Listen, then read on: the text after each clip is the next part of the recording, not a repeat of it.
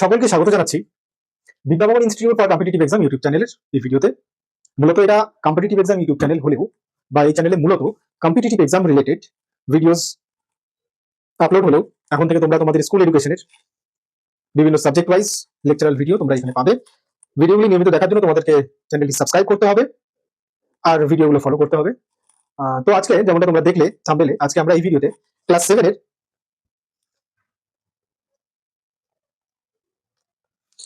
এর history first chapter ইতিহাসের ধারণা এই চ্যাপ্টারটা কমপ্লিট করব। এই সিরিজে আমরা ক্লাস 7 এর হিস্ট্রির first to last whole books পুরো বইটা কভার করব। এই সিরিজের ফার্স্ট ভিডিও হচ্ছে আজকের এই ভিডিওটা। এই ভিডিওতে আমরা প্রথম চ্যাপ্টার বা প্রথম অধ্যায় কমপ্লিট করব। তাহলে পরে তোমরা যারা এই বছর নতুন ক্লাসে উঠেছো, নতুন বই, নতুন ক্লাস, নতুন বই, নতুন পড়ার ধরন, ক্লাস 6 এর রেজাল্ট অনেকেরই ভালো মন্দ খারাপ বা ভালো মিশিয়ে হয়েছে। নতুন করে নিজের পড়ার যে গতিবিধি সেটাকে বজায় রাখতে হবে। যাদের ভালো রেজাল্ট হয়েছে তাদের সেই গতিবিধি বজায় রাখতে হবে। যাদের রেজাল্ট ভালো হয়নি তাদেরকে নিজের দুর্বল জায়গাগুলোতে কেন রেজাল্টটা ভালো হলো না তার উপরে ফোকাস করতে হবে। সেই সমস্ত জায়গাগুলোকে ভালো থেকে ভালো আরো ভালো করে রেজাল্টকে ওভারঅল রেজাল্টকে ভালো করতে হবে। সেই উদ্দেশ্য নিয়েই নতুন বছর, নতুন ক্লাস, নতুন থেকে পড়াশোনা শুরু করো। যেটা ক্লাস 6 এ হয়ে গেছে সেটা পাস্ট, সেটাই হিস্ট্রি।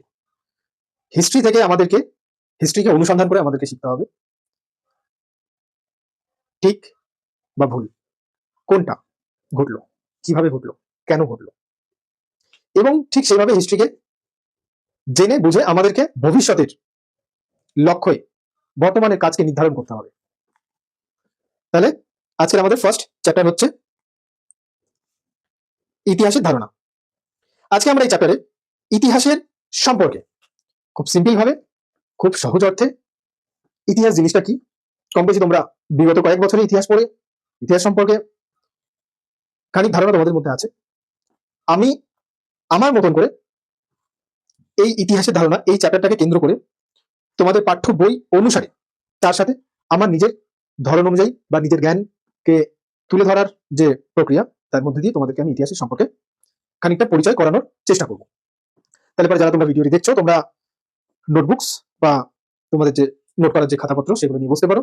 যদিও এখান থেকে সেরকম ভাবে তোমাদের নোট করার মতন কিছু নেই, কিন্তু তারপরেও একবারে বাদ দেওয়াটা ঠিক হবে। বুঝা গেল? কারণ কিছু নেই বলতে কি, কারণ আমি তোমাদেরকে এই ভিডিওর মধ্যে দিয়ে চ্যাপ্টারটা পরিষ্কারভাবে তুলে ধরবো, চ্যাপ্টারটা বুঝিয়ে দেবো। তোমরা ভিডিওটি চালিয়ে গল্পের মতন করে তোমরা চ্যাপ্টারটিকে বুঝে নিতে পারো। তারপরে বাকি থাকলো কি, তোমাদের এক্সামের জন্য প্রিপারেশন, কোশ্চেন প্র্যাকটিস, কোশ্চেন লেখা, শর্ট কোশ্চেন, বড় কোশ্চেন, এগুলো তোমাদের জন্য, এগুলোর জন্য তোমাদের কাছে সহায়িকা আছে। সহায়িকাতে ভরি ভরি ভরি ভরি কোশ্চেন আছে। কিন্তু সমস্যাটা হচ্ছে যে যখন তুমি চ্যাপ্টারটা বুঝবে না আর তুমি সহায়িকা তুলে নেবে, তুলে নিয়ে তুমি সহায়িকা থেকে র্যান্ডম তুমি কোশ্চেন করতে শুরু করবে, তখন তুমি সেখান থেকে অর্ধেক জিনিসই তোমার মাথার উপর দিয়ে যাবে। কিন্তু যখন তুমি বিষয়টাকে বুঝবে, বুঝে নিয়ে সেখান থেকে কোশ্চেন তুমি মুখস্থ করতে চেষ্টা করবে, তখন তুমি সেগুলোকে খুব সহজে করতে পারবে, যত কঠিন প্রশ্ন হোক না কেন। আর পড়াশোনা বা বোঝার বিষয় যত কঠিন হোক সেটাকে ছোট ছোট করে টুকরো অর্থে ভেঙে নিতে হবে। এত বড় একটা বিষয়, এত বড় একটা বিষয়, এত বড় একটা বিষয়, কঠিন বিষয়, ছোট ছোট ভাগে ভাগ করো, ছোট ছোট ভাগে ভাগ করো, এক একটা ভাগকে বুঝতে চেষ্টা করো, এক একটা ভাগকে বুঝতে চেষ্টা করে যখন সবগুলোকে বোঝা হয়ে গেল সবগুলোকে একসঙ্গে জুড়ে দাও। এই পদ্ধতিতে বড় থেকে বড় বিষয়, কঠিন থেকে কঠিন বিষয় বোঝা সহজ হয়ে যায়। তাহলে পরে দেখো, হিস্ট্রি, হিস্ট্রি কি? গল্প, অতীতের গল্প। গল্প, হিস্ট্রিটাও গল্প। আবার তোমার বিভিন্ন রূপকথা, কাল্পনিক কাহিনী বা বাস্তবতার ভিত্তিতে রচিত বিভিন্ন গল্প কাহিনী, সেগুলো আমাদের শুনতে বেশ ভালো লাগে এবং আমরা যখন সেগুলো শুনি তখন আমাদের সেগুলো বেশ একটা ইন্টারেস্ট লাগে এবং অটোমেটিক খুব মাথার মধ্যে বসে যায়। তার জন্য আমাদেরকে সেগুলো মনে করার জন্য আমাদেরকে খুব বিশেষভাবে কোনো প্রচেষ্টা করতে হয় না, কোনো এক্সট্রা চাপ নিতে হয় না। কিন্তু সেম জিনিস হিস্ট্রি, গল্প, স্টোরি যখন আমরা পড়ি তখন আমাদের ভালো লাগে না, বোরিং লাগে। কেন? ডিফারেন্স কি আছে? ফার্স্ট একটা পয়েন্ট হচ্ছে, এটা হচ্ছে হিস্ট্রিতে অজস্র সাল, তারিখ এবং বিভিন্ন ঘটনার এলোমেলো বর্ণনা দেওয়া, যেটা আমাদেরকে হিস্ট্রি থেকে ইন্টারেস্টই তুলে দেয়। আর দ্বিতীয় বিষয় হচ্ছে রূপকথার কাহিনী বা বাস্তব ভিত্তিক কাহিনী, গল্প কাহিনীগুলো উপস্থাপক এমন ভাবে উপস্থাপনা করে যে অটোমেটিক আমাদের মধ্যে, আমাদের সাবকনসিয়াস মাইন্ড তার উপরে ইন্টারেস্টেড, অ্যাট্রাক্টেড হয়ে যায় এবং সেগুলো যখন আমরা শুনি আমাদের ওই শোনার মধ্যে দিয়ে আমাদের মনে থাকে। হিস্ট্রি, হিস্ট্রি বই পড়ে আমাদেরকে জানতে হয়, হিস্ট্রি বই আমাদেরকে পড়তে হয়। বই পড়ার সময় যে ঘটনার এলোমেলো বিবরণ সেগুলো আমাদের কিছু বুঝতে পারি, কিছু মাথার বাইরে বেরিয়ে যায়, যেটা আমাদের হিস্ট্রিটা আমাদের বোঝার হয় না। হিস্ট্রির রিপ্রেজেন্টেশন দরকার, হিস্ট্রির রিপ্রেজেন্টেশন দরকার, হিস্ট্রিটাকে ঠিকভাবে সঠিকভাবে হিস্ট্রিটাকে উপস্থাপন করা দরকার।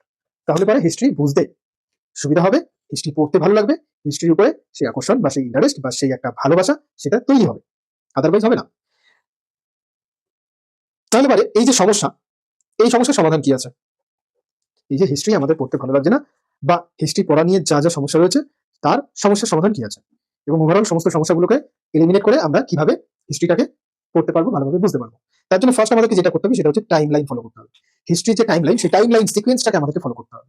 যেমন তোমাকে যদি বলি যে তোমার জীবনের 10টা, তোমার জীবনে ঘটে যাওয়া 10টা মেমোরেবল ঘটনা তুমি বলো। তুমি তোমার 5 বছর বয়স, 12 বছর বয়স, 9 বছর বয়স, 7 বছর বয়স, 11 বছর বয়সের ঘটনা এরকম ভাবে আমাকে বললে, এলোমেলো ভাবে বললে যে আমার 5 বছর বয়সে আমি 5 দিন স্কুলে গিয়েছিলাম, সেই দিনের আমার অভিজ্ঞতা এরকম। 12 বছর বয়সে কি সরি 10 বছর বয়সে তুমি হাই স্কুলে গিয়েছিলে ক্লাস 5 এ, তখন তোমার অভিজ্ঞতা সেদিন তোমার ফার্স্ট দিনের অভিজ্ঞতা এরকম ছিল। তোমার 7 বছরের জন্মদিনের অভিজ্ঞতা তোমার এরকম। তোমার 11 বছর বয়সে তুমি কোথাও ঘুরতে গিয়েছিলে, সেখানে তোমার অভিজ্ঞতা এরকম। তুমি এরকম ভাবে যদি এলোমেলো ভাবে বলো, তাহলে পরে তোমার কাহিনীগুলো তোমার বোঝা একটু সমস্যা হয়ে যাবে, আমার পক্ষে বোঝা সমস্যা হয়ে যাবে। তুমি বা তোমাকে জানাটাও আমার কাছে কঠিন হবে।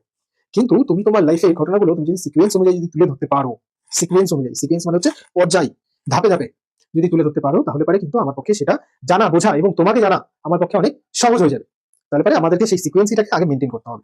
তোমরা যারা আজকে আমার ভিডিওটি দেখছো, তোমরা যদি নিয়মিতভাবে হিস্ট্রি ক্লাসটা করো বা হিস্ট্রি ছাড়াও আরো যে সমস্ত ক্লাসগুলো পাবে সেগুলোর কথা আমি সেই ক্লাসে বলবো, বাট আজকে আমি হিস্ট্রির কথা বলছি। তাহলে পারে ফার্স্ট অফ অল একটা কথা মাথায় রাখো, যে আগে ক্লাসগুলোতে বা আগে চ্যাপ্টারগুলোতে আমি তোমাদেরকে হিস্ট্রি সহজ থেকে সহজভাবে বুঝিয়ে তোমাদেরকে হিস্ট্রির প্রতি সেই ভয় কাটিয়ে দেওয়ার চেষ্টা করবো, হিস্ট্রিটাকে এমন ভাবে তুলে ধরবো যেটা তুমি হিস্ট্রিকে খুব ভালোভাবে বুঝতে পারবে। তো এই সিকোয়েন্স বা টাইম লাইন কথা শুনে কোনো রকমভাবে ভয় পেও না। আমি যখন যে কথাটা বলছি, যেখানে যতটুকু বলছি তখন সেখানে সেটুকু শোনো, বাকিটুকু আমি পরবর্তীতে যেখানে প্রয়োজন, যেভাবে প্রয়োজন আমি সেভাবে তোমাদের সামনে তুলে ধরবো। তাহলে ফার্স্ট আমি এখন কি বুঝলাম, যে হিস্ট্রিটা আমাকে সিকোয়েন্স অনুযায়ী পড়তে হবে। কিভাবে পড়তে হবে আমি পড়াবো। সেকেন্ড হচ্ছে fact collection. Fact collection, history পড়া মানে হচ্ছে যে হিস্ট্রি সম্পর্কে অনুসন্ধান করা। হিস্ট্রি পড়া মানে মুখস্থ করা নয়, হিস্ট্রি পড়া মানে মুখস্থ করা নয়। যখন ইতিহাস পড়ছি, আমি যখন স্বাধীনতা সংগ্রামটা পড়ছি, তখন আমাকে স্বাধীনতা সংগ্রাম কি, কেন, এই ফ্যাক্ট কালেকশনের জন্য আমাদেরকে ইউজ করতে হবে what, why, where, when, how, এগুলো আমাদেরকে ইউজ করতে হবে। স্বাধীনতা সংগ্রাম, what is freedom struggle, why freedom struggle, where freedom struggle, when freedom struggle, how freedom struggle, কিভাবে ফ্রিডম স্ট্রাগল হয়েছিল, ওয়্যার কোথায় হয়েছিল, ওয়েন কখন হয়েছিল, ওয়াই কেন হয়েছিল, হোয়াট কি, ফ্রিডম স্ট্রাগল কি। তাহলে এই তথ্য অনুসন্ধান করতে গিয়ে কিছু আমরা ফ্যাক্টস খুঁজে পাবো, তথ্য খুঁজে পাবো, সেই তথ্যগুলোকে আমাদেরকে বিশ্লেষণ করতে হবে। ভারতবর্ষে ফ্রিডম স্ট্রাগল হয়েছিল, ওয়াই, হোয়াট ফ্রিডম স্ট্রাগল স্বাধীনতা সংগ্রাম, ওয়্যার ভারতবর্ষে, ওয়াই ব্রিটিশদের পরাধীনতা, ব্রিটিশদের অত্যাচার, ব্রিটিশদের শাসন, ওয়েন এই সময় থেকে এই সময়। তাহলে এই যে ঘটনাগুলো, একটা এক্সাম্পল দিলাম, ঐতিহাসিকরা আরো বিভিন্ন তথ্য অনুসন্ধান করে, সেই তথ্যগুলোকে অনুসন্ধান করে সেই তথ্যগুলোকে একের পর এক বসিয়ে সেগুলোকে বিশ্লেষণ করে, এবং এই বিশ্লেষণের মধ্যে দিয়ে প্রাপ্ত যে ধারণা, সেই ধারণাটাকে ইন্টারপ্রিটেশন বা সামগ্রিক যে ফাইনাল যে স্টেটমেন্ট, সেই ফাইনাল স্টেটমেন্ট হিসেবে তুলে ধরে, সেটাই হচ্ছে হিস্ট্রি, সেটাই হচ্ছে হিস্ট্রি। তো আমাদের সিকোয়েন্স অনুযায়ী করতে হবে, ফ্যাক্ট কালেকশন করতে হবে, analysis, interpretation, that is history, that is history. তাহলে পরে এখন কোশ্চেন যদি একটা চলে আসে মনে মনে, যে তাহলে ফ্যাক্ট, সাল, তারিখ, নাম, কোথায় হয়েছিল, কি হয়েছিল, কবে হয়েছিল, এগুলোই কি হিস্ট্রি, বা এগুলো জানাই কি হিস্ট্রি, বা এগুলো জানাটাই কি ইতিহাসকে জানা? এক কথায় উত্তর না, এক কথায় উত্তর না। কি হয়েছিল, কেন হয়েছিল, কোথায় হয়েছিল, কিভাবে হয়েছিল, সেটা জানাটাই ইতিহাস নয়। ইতিহাস আমাদের অন্য ঘটনা, সেই ঘটনাটাকে আমরা এইভাবে জানতে পারি, সেই ঘটনাটাকে আমরা এইভাবে জানতে পারি। তো এখন বিষয়টা হচ্ছে যে ইতিহাস কি, ইতিহাস কি, হিস্ট্রি বা ইতিহাস, হিস্ট্রি যে শব্দটা, সেটা উৎপত্তি হচ্ছে গ্রিক শব্দ হিস্টোরিয়া থেকে।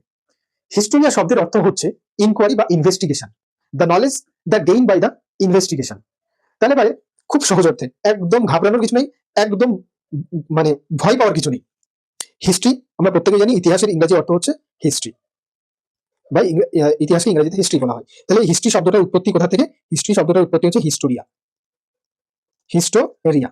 হিস্টোরিয়া হচ্ছে একটা গ্রিক শব্দ, যার অর্থ হচ্ছে, মিনিং হচ্ছে ইনকোয়ারি বা অর ইনভেস্টিগেশন, ইনভেস্টিগেশন। তাহলে ইনকোয়ারি বা ইনভেস্টিগেশন, হিস্ট্রি শব্দের অর্থ হচ্ছে ইনকোয়ারি বা ইনভেস্টিগেশন, অর্থাৎ ইনকোয়ারি করো বা ইনভেস্টিগেশন করা।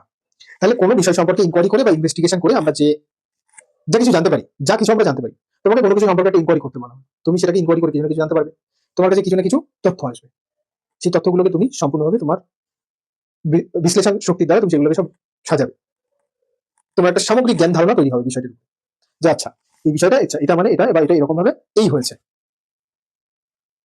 এটাই হচ্ছে হিস্ট্রিকে জানার প্রসেস, বা এটাই হচ্ছে আমাদের হিস্ট্রি। যে যখন আমি কোনো কিছু সম্পর্কে ইনকোয়ারি করছি, সেটা সম্পর্কে আমি কিছু জানতে পারছি, সেটা আমি যা জানতে পারছি তার যেটা পূর্ণ ধারণা, সেটাই হচ্ছে ওটার হিস্ট্রি। তাহলে এবার আমরা ইনকোয়ারি করছি কোন কোন বিষয়ের উপরে, যেগুলো অলরেডি ঘটেছে সেগুলোর উপরে আমরা ইনকোয়ারিটা করছি। তাহলে অতীতকে খোঁজা, অতীতকে ইনকোয়ারি করা, এটাই হচ্ছে ইতিহাস। অতীত সম্পর্কে অনুসন্ধান করা, অতীতের সম্পর্কে অনুসন্ধান করা, সেটাই হচ্ছে ইতিহাস। অতীতের খোঁজে, অতীতকে অনুসন্ধান করতে করতে, অতীতকে জানতে, অতীতের খোঁজে আমি অতীতকে জানতে বেরিয়েছি। আজকে আমি তোমাদেরকে আমার সঙ্গী করেছি, আমি নিজে অতীতকে জানতে যাচ্ছি, তোমাদেরকে আমার পিছনে পিছনে নিয়ে আসছি, চলো অতীতকে জানবো। অতীতকে জানতে, অতীতের খোঁজে, অতীতকে অনুসন্ধান করতে করতে যে সমস্ত তথ্যগুলোকে আমি প্রাপ্ত করছি, যে সমস্ত তথ্যগুলোকে আমি পাচ্ছি, সেই সমস্ত তথ্যগুলো আমার মধ্যে যে জ্ঞান বা ধারণা দিচ্ছে, আমাকে যে জ্ঞান বা ধারণা দিচ্ছে, সেটা হচ্ছে আমার ইতিহাসকে জানা। সেটা হচ্ছে ইতিহাস, যেটা আমি জানতে পাচ্ছি, যে ধারণাটা আমি পাচ্ছি, সেটাই হচ্ছে আমার সেটাই হচ্ছে ইতিহাস। বোঝা গেল? History is not just fact. History is not just fact. It is the interpretation of the facts. It is interpretation of facts. বোঝা গেল? তাহলে স্বাধীনতা সংগ্রাম, মনে করো স্বাধীনতা সংগ্রাম সম্পর্কে তোমরা কেউ কিছু জানো না, তাহলে তোমরা ঘটনাগুলোকে অনুসন্ধান করছো যে এরকম হয়েছিল, যুদ্ধ, লড়াই, দাঙ্গা হাঙ্গামা, শহীদ, বা এই যে একটা পরিস্থিতি, স্বাধীনতা সংগ্রামে যে একটা পরিস্থিতি, সেটা তোমরা নতুন নতুন জানতে পারছো যে এরকম কিছু ঘটনা ঘটেছে অতীতে, তোমরা বেরিয়ে পড়েছো ওটাকে জানতে, তোমরা এক এক করে তথ্যকে অনুসন্ধান করছো, বিভিন্ন জায়গায় বিভিন্ন ভাবে যাচ্ছ, তোমরা তোমাদের মাথায় কাজ করছে যে আমরা কিভাবে জানতে পারবো, সেভাবে বিভিন্ন পুরনো নথিপত্র, বিভিন্ন নিদর্শন, সেগুলোকে তোমরা ঘাটাঘাটি করছো এবং তোমরা কিছু জানতে পারছো, যেগুলোকে জানতে পারছো সেগুলো নিজেদের মধ্যে ডিসকাশন করে ফাইনাল তোমরা মানে সেগুলোকে ডিসকাশন করে ইন্টারপ্রিটেশন করছো, সেগুলো ডিসকাশন বা অ্যানালিসিস করে ইন্টারপ্রিটেশন করছো, সেটাই হচ্ছে সেই যে পূর্ণ যে ঘটনা যেটা ইন্টারপ্রিটেশন করছো, সেই পূর্ণ ঘটনা ওটাই হচ্ছে history. Fact collection, analysis, interpretation হচ্ছে ওয়ে, অ্যাপ্রোচ, হিস্ট্রিকে অ্যাপ্রোচ করার যে প্রসেস, সেটা হচ্ছে fact collection, analysis, interpretation. History হচ্ছে পুরো সিনারিওটা হচ্ছে হিস্ট্রি। তাহলে পারে এখন আমাদের বোঝার বিষয় হচ্ছে যে হিস্ট্রি সম্পর্কে, আচ্ছা ঠিক আছে, যাই হোক আমরা কিছু বুঝলাম, তাহলে হিস্ট্রি আমরা কেন পড়বো বা হিস্ট্রি আমাদের কি কাজ আছে? তাহলে দেখো, হিস্ট্রি আমরা কেন পড়বো বা হিস্ট্রি দিয়ে আমাদের কি কাজ আছে, এটাকে আমরা দুটো সেগমেন্টে আমরা আনসারটা ক্লিয়ার করতে পারি। ফার্স্ট হচ্ছে আমরা হিস্ট্রি থেকে কি জানতে পারি, সেকেন্ড হচ্ছে যে হিস্ট্রি থেকে আমরা জানবো সেটা আমাদের কি কাজে লাগবে। তাহলে ফার্স্ট, হিস্ট্রি থেকে আমরা কি জানতে পারি? হিস্ট্রি থেকে আমরা অতীত সম্পর্কে জানতে পারি, অতীতের সমাজ ব্যবস্থা, অতীতের মানুষের জীবনযাপন, অতীতের রাজনৈতিক ব্যবস্থা, শিক্ষা ব্যবস্থা, মানুষের খাদ্যাভ্যাস, মানুষের বাসস্থান, মানুষের ঘটনা, বিভিন্ন প্রতিকূল পরিস্থিতি তার সম্মুখীন, বিভিন্ন মোকাবিলা, বিভিন্ন বিপর্যয় মোকাবিলা করার যে অভিজ্ঞতা, সেগুলো আমরা জানতে পারি। যেমন আমাদের স্বাধীনতা সংগ্রাম আমাদের কি কি শেখায়? স্বাধীনতা সংগ্রাম শেখায় যে কোনো বৈদেশিক শক্তির বিরুদ্ধে লড়াই করতে গেলে সবসময় জন্য ঐক্যবদ্ধতা প্রয়োজন।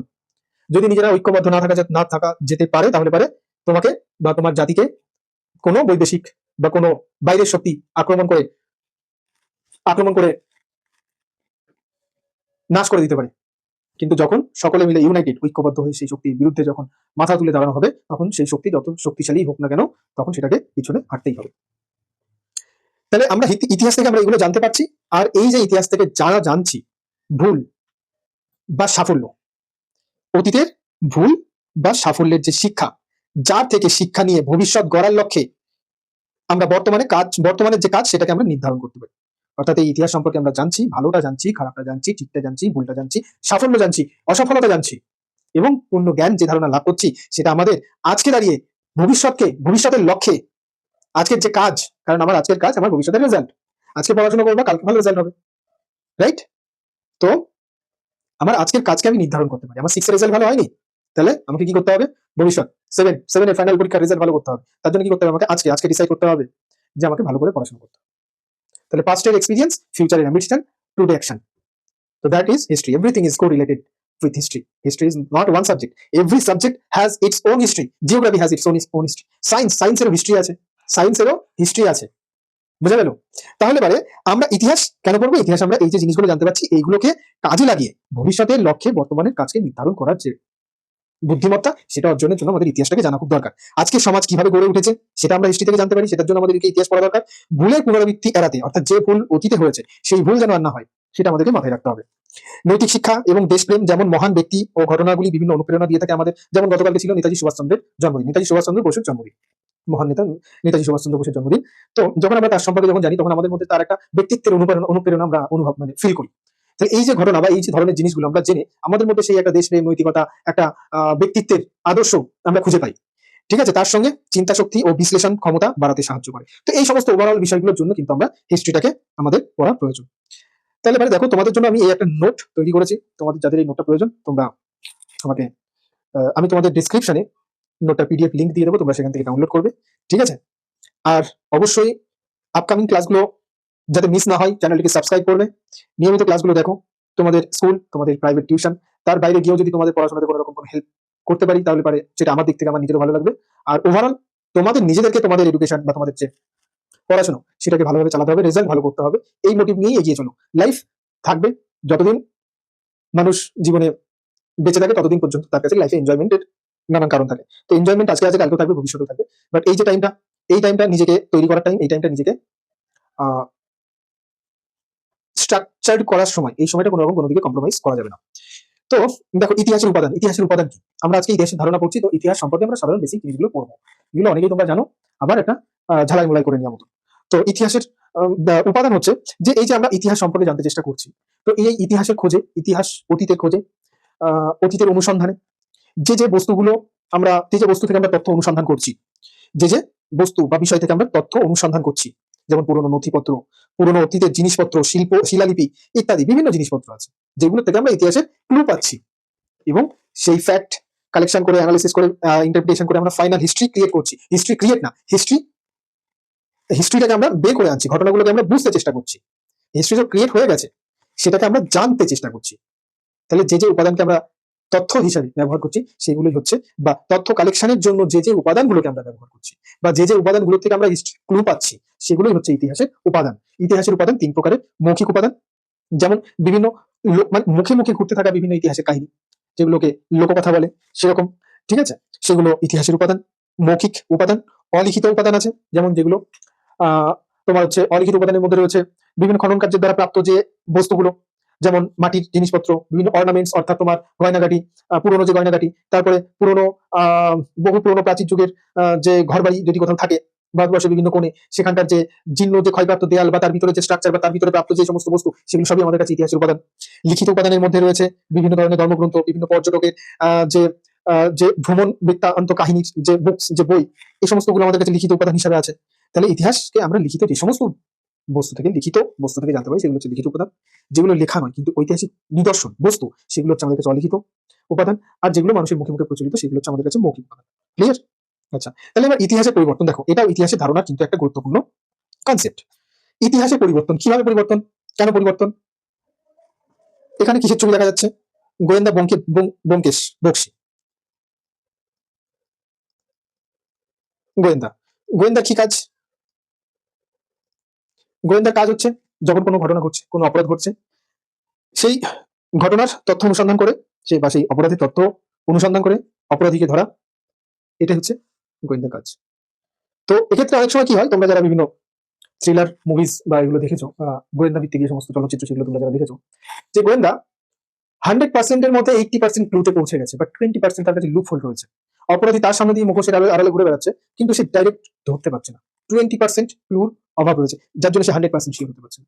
কিন্তু গোয়েন্দা সে তার নিজের বুদ্ধিমত্তা, তার পাস্ট এক্সপিরিয়েন্স, তার মাল্টিপল নলেজ কে কাজে লাগিয়ে সে কোনো না কোনো ভাবে তার সাফল্যে পৌঁছে যায়, সে অপরাধীকে ঠিক সে ধরে ফেলে। তাহলে এই লুফলগুলো কি করে? এই লুফলগুলো বা যে জায়গায় তথ্য খুঁজে পাওয়া যাচ্ছে না, গ্যাপ, সেই জায়গায় গোয়েন্দা নিজের বুদ্ধিকে ইনপুট করে। বুদ্ধি,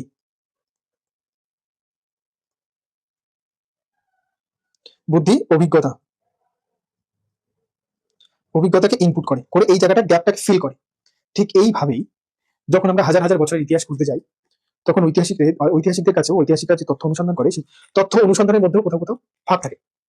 ঐতিহাসিকরা নিজেদের মাল্টিপল নলেজ, নিজেদের বুদ্ধিমত্তা এবং ইতিহাস সম্পর্কে গভীর বিশ্লেষণের মধ্যে দিয়ে সেই লুপ হোলগুলোকে পূরণ করার চেষ্টা করে, সেই গ্যাপগুলোকে ফিল করে এবং সম্পূর্ণ বিষয়টাকে বিশ্লেষণ, অ্যানালিসিস এবং ইন্টারপ্রিটেশনের মধ্যে দিয়ে ফাইনাল হিস্ট্রিটাকে আমাদের সামনে রিপ্রেজেন্ট করে।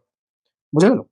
তাহলে এখানে একটা 50-50 কেস থেকে যায়, যে সামহাউ কিছু পরিমাণে, কিছু মাত্রা হিস্ট্রি এখানে চেঞ্জ হলেও হতে পারে, কিন্তু এর অ্যামাউন্টটা খুব একটা বেশি নয়। বাট আমাদেরকে সবসময় জন্য মাথায় রাখতে হবে যে হিস্ট্রিতে কোনো কোনো জায়গায় ছোট্ট ছোট্ট ছোট্ট ছোট্ট একটু এদিক ওদিকের থেকে হিস্ট্রির পুরো কনসেপ্টটা বদলে যায়, হিস্ট্রির পুরো কনসেপ্ট বদলে যায়। আর একটা সেকেন্ড বিষয়, তাহলে এটা গেল ফার্স্ট বিষয় যে হিস্ট্রি পরিবর্তন কিভাবে হয়, তার ফার্স্ট বিষয় হচ্ছে এটা। সেকেন্ড বিষয় হচ্ছে দেখো এই যে সুদীর্ঘকাল, এই সুদীর্ঘ সময় ধরে হিস্ট্রি যে উপাদান, ইতিহাসের যে উপাদান, সেই ইতিহাসের উপাদানগুলো বিভিন্ন সময় মানুষ এবং প্রকৃতির দ্বারা বিভিন্নভাবে আহ ধ্বংস ও পরিবর্তন হয়েছে। প্রকৃতির দ্বারা পরিবর্তন, এই প্রকৃতি এবং মানুষের দ্বারা ধ্বংস ও পরিবর্তন হয়েছে। ঠিক আছে, যেমন বন্যা, তারপরে আরো বিভিন্ন প্রাকৃতিক যে দুর্যোগ বিপর্যয়, তার দ্বারা ঐতিহাসিক উপাদানগুলো জ্বলে গেছে, নষ্ট হয়ে গেছে। আবার অনেক সময় অনেক শাসক তার শাসনকালের বিভিন্ন খারাপ জিনিসগুলো ঢাকতে ইতিহাসের উপাদানগুলিকে নষ্ট করেছে। তো এই পদ্ধতিতে ইতিহাস কোনো কোনো জায়গায় কিছুটা পরিবর্তিত, পরিমার্জিত। ঠিক আছে, এবার হচ্ছে আমাদের ভারতীয় ইতিহাসের যুগ। ভারতীয় ইতিহাসের যুগ দেখো, ভারতীয় ইতিহাসকে তোমরা অনেকেই জানো, ভারতীয় ইতিহাসকে প্রধানত তিনটে ভাগে ভাগ করা যায়। এই যে আমরা ইতিহাসকে জানবো, এই ইন্ডিয়ান হিস্ট্রি,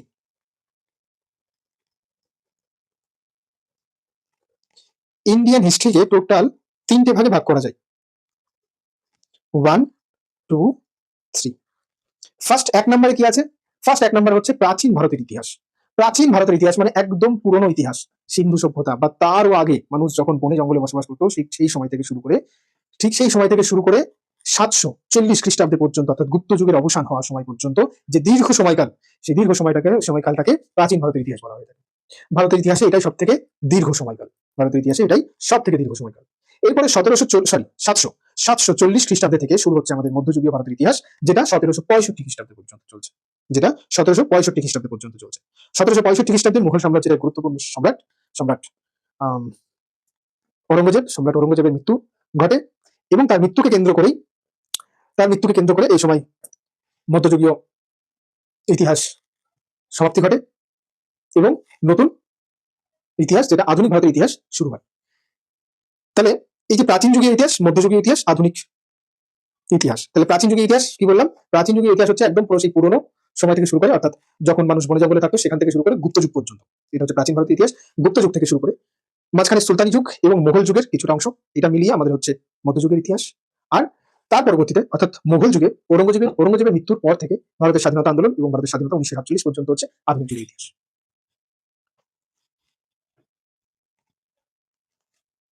তাহলে এবার এখানে একটা জিনিস বোঝার বিষয় হচ্ছে যে এই যে ইতিহাসের সময়কালগুলো, এই যে সাল ধরে ধরে পাল্টে গেল, প্রকৃতপক্ষে কোনো একটা দিন, যেদিন একটা সাল পরিবর্তন হচ্ছে বা কোনো একটা সাল, সেই সালটাতেই একটা ইতিহাসের টাইম লাইন চেঞ্জ হয়ে যেতে পারে। 740 খ্রিস্টাব্দে ওই বছরই কি প্রাচীন ভারতের ইতিহাস শেষ হয়ে গেছিল? ওই বছরই কি মধ্যযুগীয় ভারতের ইতিহাস শুরু হয়েছিল? 1765 কি মধ্যযুগীয় ভারতের ইতিহাস শেষ হয়ে গেছিল? বা 1765 কি আধুনিক যুগের ভারতের ইতিহাস শুরু হয়েছিল? তার আগে পরে ঘটতে পারে না। ইতিহাসের এই পরিবর্তন বা ইতিহাসের কালের পরিবর্তন, এই সময়গুলো অ্যাকচুয়ালি কোনো সময়, ডেট বা বছরের পরিবর্তন নয়। এগুলো হচ্ছে একটা পরিস্থিতির পরিবর্তন, একটা সিস্টেমের পরিবর্তন, একটা ধরনের পরিবর্তন, সামাজিক ব্যবস্থার পরিবর্তন, রাজনৈতিক ব্যবস্থার পরিবর্তন, শিক্ষার ব্যবস্থার পরিবর্তন। এই যে পরিবর্তনের যে ফেজ, একটা পরিবর্তিত হয়ে আরেকটা নতুন শুরু হওয়াটাকে পরিবর্তন, নতুন যুগের সূচনা বলা হচ্ছে। তাহলে এটা একদিনের ঘটনা নয়, এটা একটা ট্রানজিশনাল ফেজ, এটা একটা পরিবর্তনশীল সময়। যেমন মনে করো যে এই যে এখন এখন তোমরা এই যে অনলাইনে তোমরা যারা যারা তোমরা ভিডিওটি দেখছো, ক্লাস করছো, মনে করো তোমরা ক্লাস করছো, এটা কিন্তু আজ থেকে 6-7 বছর কি বেশি বেশি 10 বছর আগে কিন্তু এটা কিন্তু ছিল না, এটা ছিল না। মানুষের কাছে এরকম ধরনের টেকনোলজিক্যাল অ্যাডভান্সমেন্ট ছিল না। এখন তোমরা স্কুলে যাচ্ছ, স্কুলে পড়ছো, ওখানে পড়া হচ্ছে বা হচ্ছে না, পড়া বুঝতে পারছো বা পারছো না, মাস্টারের ভয় বলতে পারছো না, টিউশনে যাচ্ছ, ফ্রেন্ড সার্কেলের মধ্যে বসে টিউশনে বসে পড়া বুঝতে পারছো না, সেটাও লজ্জা খাটিয়ে বলতে পারছো না, বাড়িতে বসে ইউটিউব চালিয়ে সার্চ করলে পারে 1টা থেকে 10টা থেকে আরো বেশি তোমরা বিভিন্ন টিচার্সের ভিডিও খুঁজে পাচ্ছ। একবার থেকে দুবার, দুবার থেকে তিনবার তোমরা মোবাইলে নেট খরচা করে তোমরা দেখে তোমরা পুরো বিষয়টাকে ক্লিয়ার করতে পারছো। এই যে অ্যাডভান্সমেন্ট, এটা কিন্তু ছিল না। তো এই যে পরিবর্তন পড়াশোনাতে, এডুকেশন সিস্টেম, এই যে পরিবর্তন, এটাও তো একটা নতুন যুগের সূচনা। তো এই যে পরিবর্তনগুলো, এটা একটা কিছুটা সময় নিয়ে পরিবর্তন, কিছুটা ধীরে ধীরে পরিবর্তন। তো এই যে পরিবর্তনগুলোই হচ্ছে একটা থেকে একটা পরিবর্তন, প্রাচীন থেকে মধ্য, মধ্য থেকে আধুনিক। এগুলো কোনো একদিনের বা কোনো এক বছরের বা কোনো আহ, কোনো নির্দিষ্ট কোনো টাইম লাইনের পরিবর্তনের কোনো বিষয় নয়। বুঝা গেল? আচ্ছা, তাহলে পরে আমরা কি দেখলাম? প্রাচীন মানে ভারতের ইতিহাসকে মোটামুটি তিনটে ভাগে ভাগ করা যাচ্ছে। ফার্স্ট রয়েছে প্রাচীন, যেখানে একদম পুরো সিন্ধু সভ্যতা থেকে শুরু করে যে পুরোনো প্রাচীন যে জিনিসগুলো, গুপ্ত যুগ পর্যন্ত, গুপ্ত যুগের আগের যে ঘটনা, সেগুলো সবই আসছে প্রাচীন মধ্যে। তারপরে আসছে মধ্যযুগের ইতিহাস। মধ্যযুগের ইতিহাসের মধ্যে রয়েছে কি? মধ্যযুগের ইতিহাসের মধ্যে সুলতানি শাসন, আর রয়েছে আমাদের মুঘল সাম্রাজ্য। আর আধুনিক যুগে রয়েছে মুঘল, অর্থাৎ পরবর্তী মুঘলটা। ঔরঙ্গজেব 1765 মারা গেল। ঔরঙ্গজেব ছিল মুঘল সাম্রাজ্যের শেষ শক্তিশালী সম্রাট। তারপরে মুঘল সাম্রাজ্যের মধ্যে একটা পরিবর্তন ঘটলো, আর যেই পরিবর্তনটাকে কেন্দ্র করে একটা যুগের পরিবর্তন হলো, মধ্যযুগের অবসান ঘটে আধুনিক যুগের শুরু হলো। বোঝা গেল? আচ্ছা, নেক্সট নেক্সট হচ্ছে আমরা দেখবো ভারতের যে নাম ইন্ডিয়া, এই ইন্ডিয়া নামটি কিভাবে আসলো, এই ইন্ডিয়া নামটির উৎপত্তি কি আছে? তো দেখো, উত্তর পশ্চিম ভারতে সিন্ধু নদীর বদ্বীপ এলাকায় কিছুদিনের জন্য পার্সিক সাম্রাজ্যের অন্তর্ভুক্ত হয়েছিল। তখন পার্সিকরা এই অঞ্চলের নামকরণ করে হিদুস। সিন্ধুকে হিদুস বলতো। কারণ কারণ ইরানি ভাষায় স এর উচ্চারণ নেই। পার্সিয়ানরা ইরানি ভাষায় কথা বলে, ইরানি ভাষাতে স এর উচ্চারণ নেই, স এর উচ্চারণ হচ্ছে হ, স এর উচ্চারণ হচ্ছে হ। তাহলে সিন্ধুকে যদি আমি বলি হিন্দু বা হিদুস বা হিন্দু, হিদুস, এই ধরনের উচ্চারণ তাদের মুখ থেকে বেরোতো। ফলে এই অঞ্চলের নাম হলো হিদুস। ঠিক আছে, তাহলে এটা হচ্ছে প্রথমত পার্সিক পরিবর্তন হয়ে কি হলো, পার্সিয়ানরা হিদুস নাম দিল। এবার নেক্সট দেখো, নেক্সট হচ্ছে গ্রিক। আবার গ্রিক বর্ণমালায় হ এর উচ্চারণ নেই, তার বিকল্প হিসেবে আছে রস্যই। অতএব আগে যা ছিল সিন্ধু বা হিদুস, তা গ্রিক ঐতিহাসিকের বিবরণে অনেকটাই বদলে গিয়ে হলো ইন্ডিয়া। বোঝা গেল? তাহলে ইন্ডিয়া ইংরেজদের দেওয়া নাম নয়, ইংরেজরা ভারতে আসার বহু আগে থেকেই ইন্ডিয়ার নামের পরিবর্তন ঘটেছে। তো খ্রিস্টপূর্ব ৫ম শতকে গ্রিক ঐতিহাসিক হেরোডোটাস, যাকে ইতিহাসের জনক বলা হয়, তিনি তার লেখালেখিতে ইন্ডিয়া নামটি প্রথম ব্যবহার করেন। ঠিক আছে, আচ্ছা। তো ইন্ডিয়া নামের উৎপত্তি আমরা জানলাম। এবার বিষয়টা দেখো, ইতিহাসের টাইম লাইনে আমরা সবসময় একটা কথা শুনি, খ্রিস্টাব্দে বা খ্রিস্টপূর্বাব্দে হয়তো ওই বিষয়টা নিয়ে তোমাদের কারোর মধ্যে হয়তো ডাউট থাকলেও থাকতে পারে। তো মন দিয়ে শোনো, এই ডাউটটা হয়তো তোমাদের থাকবে না, ক্লিয়ার হয়ে যাবে। খ্রিস্টাব্দে আর খ্রিস্টপূর্বাব্দে শব্দের অর্থগুলো আগে আমরা বুঝে নিই। খ্রিস্টাব্দে অর্থাৎ যীশু খ্রিস্টের জন্মের পরবর্তী সময়কালগুলোকে খ্রিস্টাব্দে হিসাবে প্রকাশ করা হয়। আর খ্রিস্টপূর্বাব্দে অর্থাৎ যীশু খ্রিস্ট আসার বা যীশু খ্রিস্টের জন্মের আগে যে সময়, সেটাকে খ্রিস্টপূর্বাব্দে বলা হয়। বোঝা গেল? সেটাকে খ্রিস্টপূর্বাব্দে বলা হয়। তাহলে এই যদি আমাদের জেসাস খ্রিস্টের বার্থ টাইম হয়ে থাকে, তাহলে পরে এর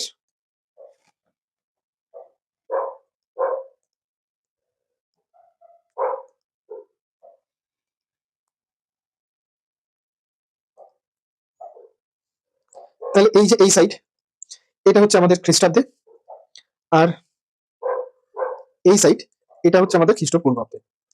খ্রিস্টাব্দকে আমরা সিই বা কমন এরা বলে প্রকাশ করি। এডি অর্থাৎ অ্যানোডমি অর্থাৎ ঈশ্বরের আবির্ভাবের পরবর্তী যে বছর, সেটা হিসেবে প্রকাশ করি। আর আমরা